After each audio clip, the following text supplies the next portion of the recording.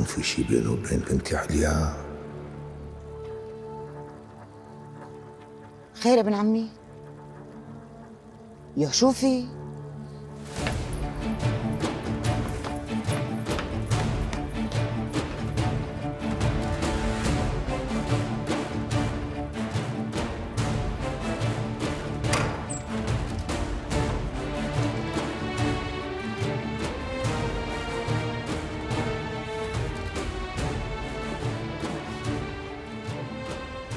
لا لا، أعوذ بالله.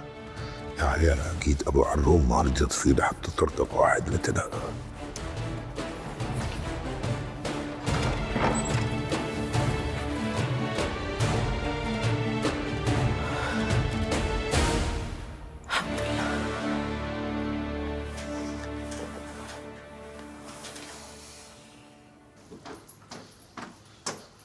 خير ابن عمي؟ ليش هيك طلعت لعند عليا؟ كان بدي منها شغله بس لقيتها نايمه. أو شو هالشغلة؟ خلص شو بدك بهالقصه؟ روحي حطي عشاء انت بلا العلاك مصدي. ابن عمي تقبر عيوني، شو صار مشان أخي أبو عرو؟